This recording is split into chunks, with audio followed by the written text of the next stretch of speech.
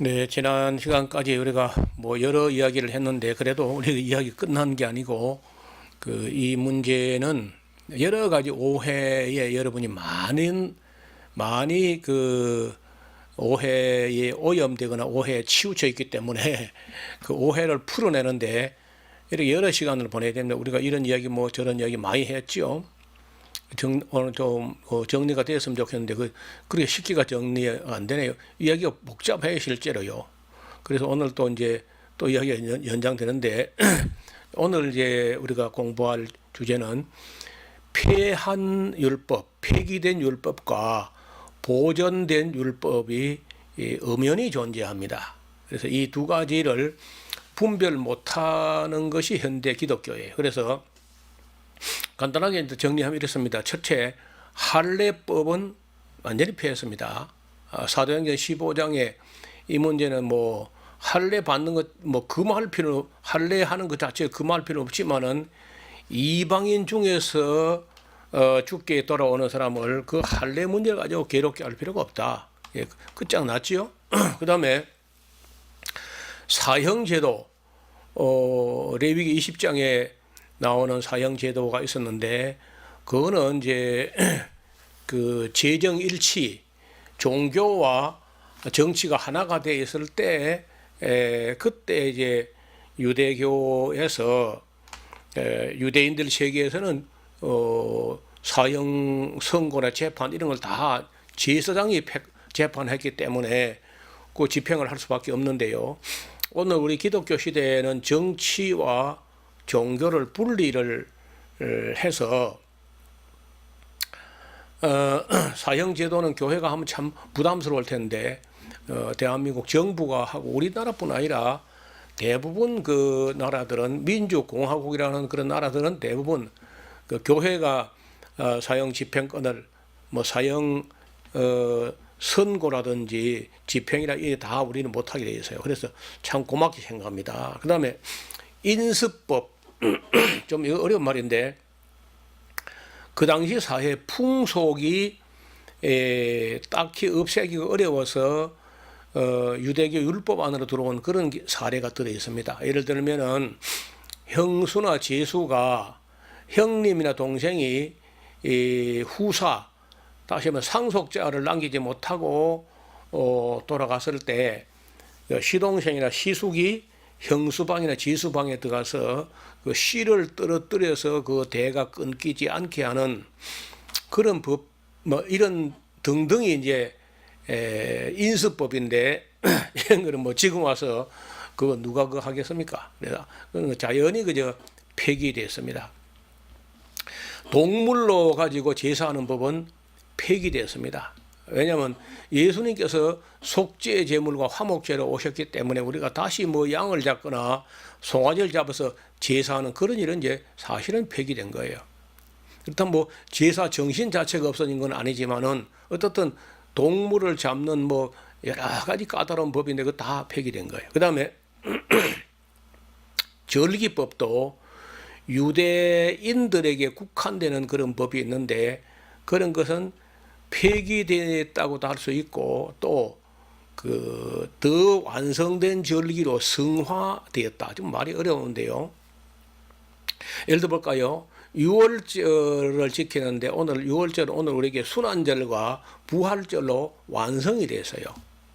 또 율법 받은 날을 구약의 언약 맺은 날을 오순절을 지켰는데 성령 강림절로 성화됐습니다.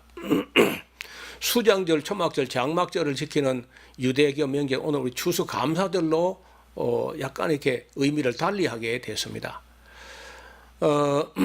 그리고 이제 성탄절 같은 경우는 뭐 구약에서는 없는 건데 우리 기독교에 와서 메시아가 이 세상에 육체가 되어서 오셨던 날을 그걸 갖다 날짜를 잘 사실 몰라요. 그렇지만은 그걸 우리가 기념하지 않고 감사하지 않을 수 있겠나 해가지고 12월 25일 날은 예수님 탄생한 날짜는 아니라고 봅니다. 그래도 우리가 교회가 그렇게 정해가지고 그걸 기뻐하고 감사하고 축하하고 또 전도하는 기회가 됐다는 거예요.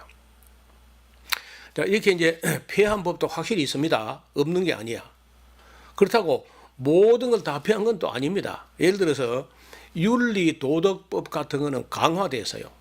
오히려 옛사람에게 이렇게 하라 하는 것을 너희가 들었으나 나는 너희에게 이르노니 하면서 예수님께서 산상보훈에 보면은요, 더 높은 수준의 실천을 요구합니다.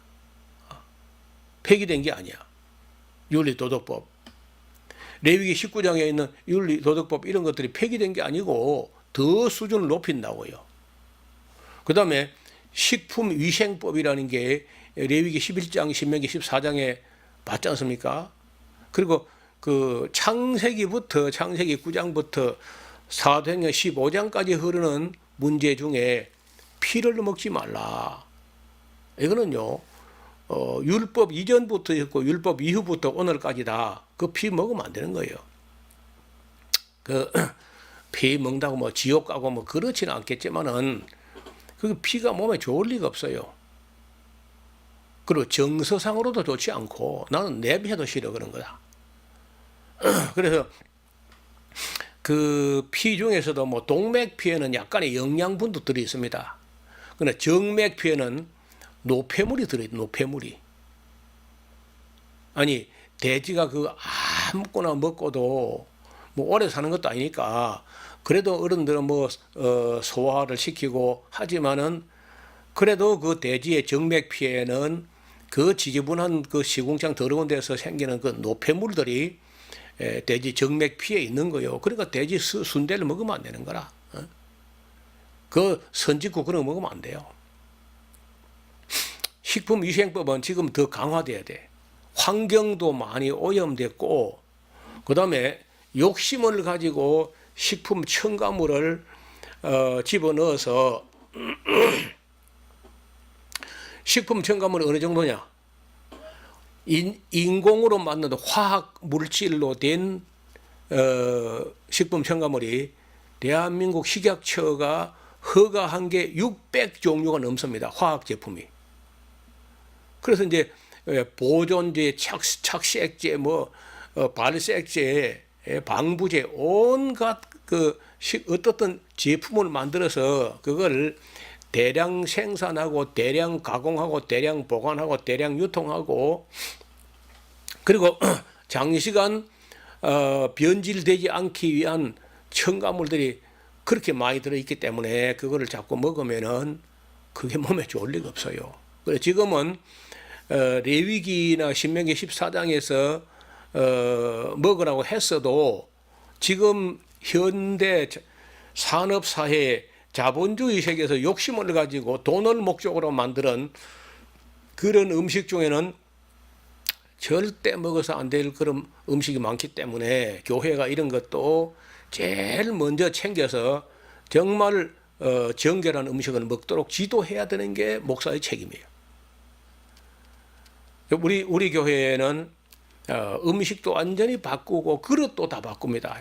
환경 호르몬 나올 만한 그릇은 완전히 없앱니다. 그런 것도 교회가 더 앞장서 있어야 되는 거 아닌가요? 범사에. 그래야 선지자요, 선각자요, 선구자요, 선견자요. 그 앞서가야지 범사에. 오른쪽에 좋은 쪽에 앞서가야 진보적이어야 그게 기독교죠.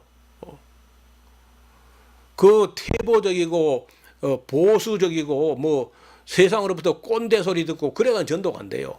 범사에 앞서가야 돼. 그래서 제가 나중에 또 식품 문제에 특강을 또 하겠습니다만 어떻든 오늘 율법 중에 폐기된 율법이 확실히 있고 폐기되지 않은 율법이 있는데 그 중에 우리나라 사람들은 윤리 도덕법은 글쎄 뭐 폐했다고 할 수도 없고 뭐 안 폐했다고도 할 수도 없고 어쩌고 어정쩡 이렇게 얘기했고요. 식품 위생법 폐한 걸로 인식하고 있다. 목사들이 다. 그러니까 목사들이 돼지고기, 개고기 뭐 예서는 먹잖아요.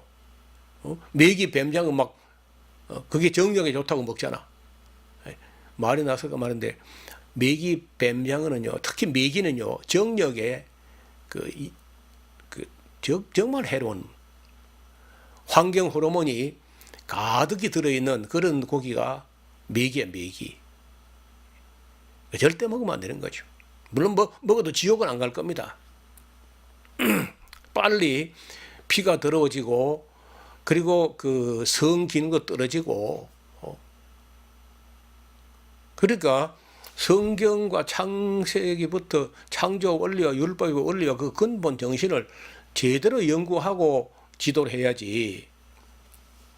이런 거 신학교에서요. 이런 방구도 언급도 안 하고 교수도 없어요. 이런 부분을.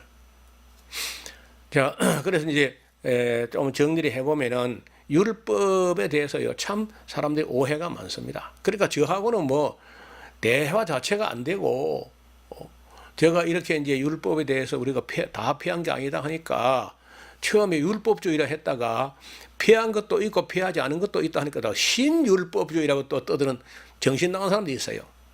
그 에레미야 이단 연구소인가 뭐 하는 이인규 하는 의사라는 사람인데 감리교 교단의 어떤 사람이 열심히 특심해가지고 제 멋대로 떠드는 사람이 있습니다. 아주 곤란한 사람이에요. 제가 그 반박하는 댓글을 썼더니 확 그냥 삭제해버리고 내가 회원가입까지 해가지고 토론을 이루어질런가 해서 글을 썼더니요. 그냥 모두를 삭제하고 자기들 회원에게 불리하게 작용될 것 같으니까 그냥 강퇴를 해버리더라고. 저는 뭐 토론할 용기가 있습니다. 준비도 돼 있고 뭐 얼마든지 불러만 줘봐. 뭐 지상 논쟁, 뭐 영상 논쟁, 뭐 TV 토론 다 할 수 있어요. 얼마든지. 자, 기독교는 식품 위생법을 무시하고 아무 것이나 먹었습니다. 그 결과 기독교 국가의 암과 기타 몹쓸 질병이 창궐하게 되었어요. 나중에 그것도 제가 반드시 제가 한 말은 책임지고 증명을 해드리겠습니다. 자, 바울이 한 이런 말이 있어요. 바울이 깨달은 확실한 명제가 있는데 율법의 행위로 하나님 앞에 의롭다면 얻을 육체가 없다. 이건 또 사실이고 바울이 이렇게 말했죠. 갈라디아서 로마서 뭐 다 나오는데 로마서 3장 2절 봐요. 그러므로 율법의 행위로 그의 앞에 의롭다함을 하심을 얻을 육체가 없나니 율법으로는 죄를 깨닫게 된다. 확실하거든. 이거 맞는 말이야. 자, 그러므로 3장 28절 사람이 의롭다 하심을 얻는 것은 율법의 행위에 있지 않고 믿음으로 되는 줄 우리가 인정하노라. 요 말 때문에 율법 다 폐했다 이렇게 이제 오해나 착각을 하는데, 자 이제 그런지 좀 봅시다. 또 나중에 이게 믿음이란 무엇인가 에무나 문제를 가지고 이야기하면 또 한 시간 또 이야기해야 돼요. 이것도 간단하지 않거든요. 자, 어느 편이 이단일까요? 율법주의자하고 레갈리즘, 율법주의자하고 율법 폐기론자, 안티노미안, 율법주의자하고 율법 폐기론자 어느 편이 이단인가? 양편이 다 이단입니다. 율법주의자도 이단이고 율법 폐기론자도 이단인데 율법주의자는 거의 별로 문제가 안 돼. 이게 없으니까요. 지금 현재 별로. 기독교 목사 중에 저는 아직까지 단 한 명도 율법주의자를 만나지 못했습니다. 왜냐하면 율법주의자가 없기 때문에요. 무슨 말이냐고요? 율법주의에 대해서 잠깐 설명드릴게요. 율법주의자가 이단인데 왜 이단이냐? 율법주의자는 어떤 주장을 하느냐 하면은 예수님의 보혈이나 십자가의 대속과 상관없이 예수님 십자가 보혈도 필요 없고 십자가에 대신 죽는 죽음도 필요 없고 자력으로 자기 도덕력을 가지고 율법을 지킴으로써 구원을 받을 수 있다. 이렇게 주장하는 게 율법주의야. 자, 물어봅시다. 이렇게 주장하는 사람 만나봤어요? 이렇게 주장하는 사람 목사 봤어요? 예수님 십자가 필요 없고 보혈도 필요 없고 나는 내 도덕력을 가지고 율법을 지켜서 나 구원 받을 거야. 그렇게 하는 목사 혹시 본 적이 있습니까? 없을걸요. 내가 이날 평생 살았는데 못 봤는데. 자신의 힘으로 계명과 율법의 요구를 만족시키려고 노력하면서 그리스도의 은혜 아래로 나오기를 거절하는 사람들이 율법주의자야. 다시 묻습니다. 그런 율법주의자 목사가 있을까요? 없을까요? 예, 없습니다. 따라서 율법주의자를 염려할 필요가 있느냐 없느냐 없습니다. 율법주의자는 지금 현재 유대교에서는 있을 수 있어요. 유대교. 그거는 예수님이 십자가도 부활도 안 믿고 자기들 율법만 지켜 구원받겠다 이렇게 생각하면 있겠죠 혹시. 기독교 목사 중에 율법주의자가 있느냐? 제가 40몇 년을 지켜봤는데 없습니다. 그런 게. 따라서 제가 율법에 대한 말을 몇 마디 했더니 그거를 가지고 그만 또 율법주의자다 이렇게 막 함부로 말하다가 내가 해명을 하고 또 설명을 했더니 또 신율법주의자다. 또 세례요한이 먹지도 않고 금식하고 뭐 메뚜기 석청 먹고 하니까 귀신 들렸다 하더니 예수님 오셔가지고 빵도 먹고 포도주도 마시고 했더니요, 보라 먹기를 탐하는 자요 포도주를 즐기는 자요 뭐 하면서 예수님을 또 귀신 들린 자로 뭐 귀신을 쫓아냈는데 귀신 들려 이렇게 뭐 귀신의 왕 바알십을 지폈다. 이 사람들의 평가라는 게 이렇게 경솔하고 악해. 뭘 잘 알지도 못하고 함부로 말하는 사람이요, 얼마나 많은지 몰라.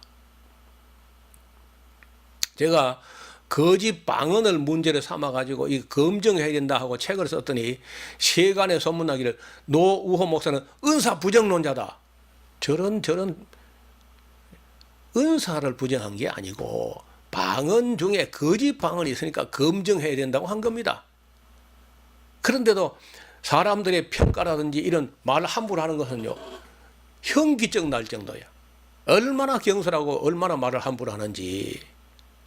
자, 다시 말씀드립니다. 이러한 율법주의자 오늘날 기독교 안에서 찾아볼 수가 없습니다.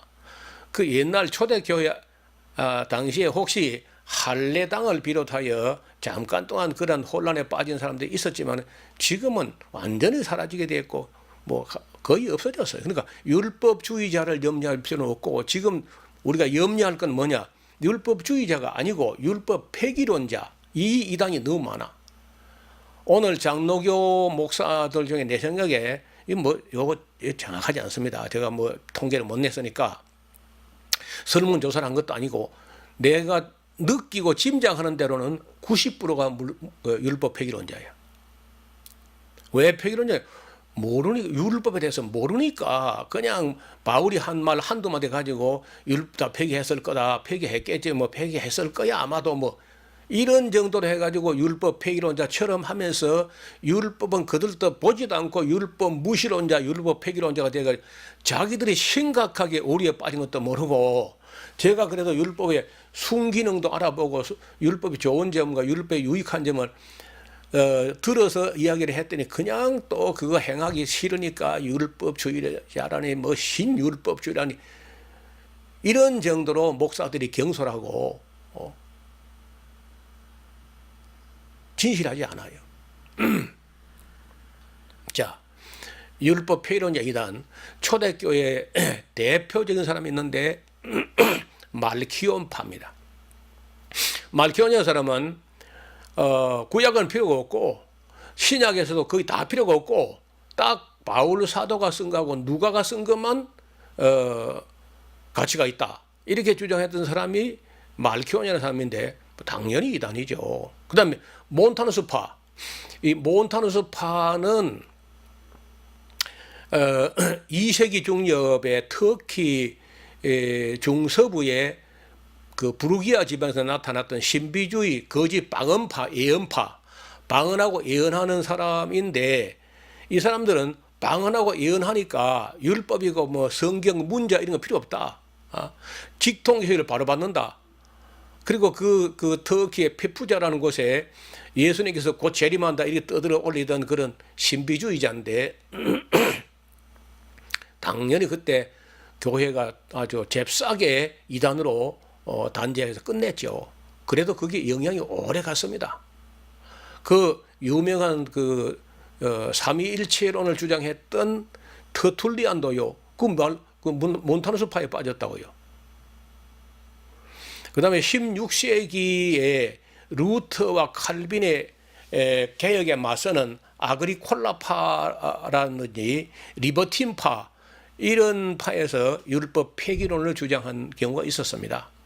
18세기에 들어서 극단적 세비파, 나중에 여러분들이 극단적 세비파 이런 용어를 하고 가지고 검색을 해보세요. 이런 사람들이 요나단 에드워드 하고 사이에 극렬한 논쟁이 있었습니다. 현대에는 구원파에서 율법 폐기론을 들고 나왔고, 오늘 기성교회 목사들도 대부분이 또 율법 폐기론자 비슷한 그런 영향을 받고 있어. 목사들이 다 그 정도니까. 작금의 그 기성교회 목회자들과 성도들 대부분이 율법 폐기론자 같은 사고방식과 생활 양식에 젖어 있습니다. 그러니까 개고기 뭐 돼지고기 다 먹지 그래. 메기도 먹고 말이야. 그것만 해도 벌써 율법 폐기론자입니다. 그럼에도 불구하고 아무도 이 문제의 심각성을 인식하지 못하고 있는데 이를 지적하는 사람은 없어. 왜냐? 율법에 대해서 모릅니다. 목사들이 전혀. 공부를 한 적이 없어요. 신학교도 공부 안 하고 개인도 공부 안 하고. 왜? 어렵거든요. 힘들고 귀찮고. 그리고 그걸 공부를 하면 부담돼 또. 그래서 슬슬 피하고요. 심지어 무슨 말 하냐면요. 아, 구약에는 율법으로 구원받고 신약은 은혜로 구원받나. 그건 엉터리입니다. 엉터리. 그 말 자체가 엉터리야. 구약에도 누가 구원받았으면요. 믿음으로 구원받는 거예요. 히브리서 11장에 구약에 믿음으로 다 구약에도 믿음으로 되어 있잖아요. 율법으로가 아니야. 또 믿음으로 말 자체만 해도 우리가 1시간 이야기해야 돼요. 그 어려운 말입니다.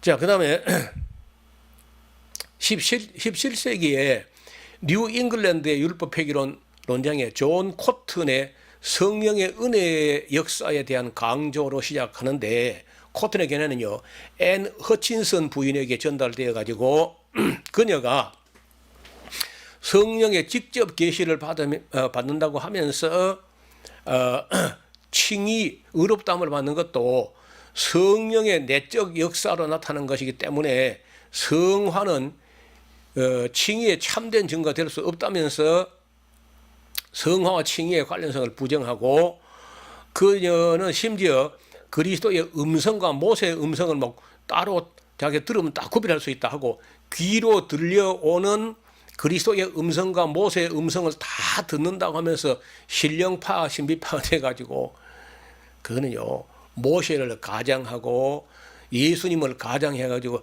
귀에 와서 허친슨 부인 귀에 와서 지절거리고 속살거리는 귀신인데 그걸 분별 못한 거예요. 여러분 귀에도 뭐 직접 와서 어깨 위에 올라앉아가지고 여러분 귀에 뭐라고 지절거리고 속살거리면 100%, 99%가 귀신이야.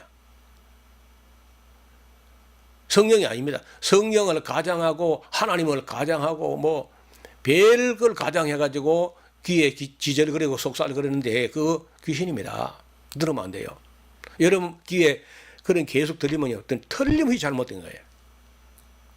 또 환청과 환상, 계속해서 이상한 환상이 보이고 하는 사람도 이제 그 검증해보면요, 전부 잘못된 사람, 전부 다 마귀의 장난에 놀아나는 사람이 불과해요. 그래서 1637년도 허친슨이 주장했던 율법 폐기론은 모두 이단으로 단죄되었습니다. 지금 한국교회 목회자들은요, 다 자기도 모르는 사이에 율법 폐기론자와 같은 삶을 살고 있으면서 제가 율법의 순기능도 있고 피하지 않은 율법이 있다는 이 말만 가지고 노 목사는 신율법주의니 어쩌니 행위 구원론자니. 아닙니다. 행위로 구원받지 못해요. 구원은 다 은혜로 받는 거야. 너는 구약이나 신약이 다 마찬가지야. 은혜로. 그리고 믿음으로. 행위가 아니야. 그러나 그 율법이라고 하는 것은 성화의 채찍으로 여전히 필요해. 그래서 이 부분은요, 그리 간단한 문제가 아닙니다. 18세기에 살았던 조나단 에드워즈는 허친슨의 주장을 따랐던 극단적 세비파들과 그 논쟁으로 인해 율법 폐기론자들과 많은 논쟁을 했는데, 극단적 세비파들은 이 극단적으로 세빛하는 새로운 빛을 받는다는 사람들인데, 율법 폐기론 사상에 반대하여 요나단 에드워즈의 성령의 직접 계시 사상을 부정하고 성경을 통해서 우리가 계시를 읽어야지 성령이 끼어서 지젤거리고 속살거리고 환청 환상 보고 그거 다 잘못됐다고 요나단 에드워즈는요 이런 상황을 싸운 거야. 참된 성도와 거짓 성도를 구별할 수 있다는 주장에 대해서도 이런 것은 인간이 아닌 하나님만 가진 초능력이지 인간의 능력 가지고 그 어떤 이 신자는 진짜고 이 신자는 가짜다. 성경에 비추어서 우리가 짐작할 뿐이지 뭐 영적인 분별이 있다 해가지고 그 극단적 세비파처럼 성령이 자기 안에 있어가지고 저거는 가짜고 저건 진짜다 이렇게 말할 수 있는 그런 그 귀에 지절거리는 거 다 가짜야. 그래서 이중은혜에 대한 개혁신학의 입장을 재확인하였고 에드워즈의 교훈은 현재 무분별한 성령운동으로 인해 여러 문제들과 실험하는 한국교회도 많은 신학적 교훈을 주고 있습니다. 예나 지금이나 율법 폐기론자는 확실히 이단입니다. 그래서 제가 확인을 못하니까 짐작을 하는 대로 같으면은 여러분 교회 목사님들이 자기도 모르는 사이에 율법 폐기론자 되어 있습니다. 그 증거가 뭐냐? 개고기, 돼지고기 아무거나 먹는 거예요. 물론 뭐 오해가 있기도 하죠. 율법을 배운 적이 없으니까 그런 오해에 빠져 있긴 한데 그 사람도 알면 그렇게 안 할 겁니다. 모르니까 이제 그렇게 하긴 해요. 그렇지만은 문제가 되죠. 이게 몸에 좋으면 좋겠는데 나중에 이제 음식에 관해서 천재는 주방에서 만들어진다는 특강을 할 때 들어보시면은 돼지고기가 전혀 몸에 좋지 않습니다. 그 중에 비타민 B 뭐 12 같은 게 좀 있다고 해도 해로운 건 안 봐서 그래. 여러분들이 이제 그 문제까지 다 보려면 앞으로 이것 오늘 또 끝이 안 나서 조금 더 이야기하고 이 다음에 한 번 더 그 문제를 언급하도록 하겠습니다. 오늘은 여기까지 하고 인사드립니다. 감사합니다.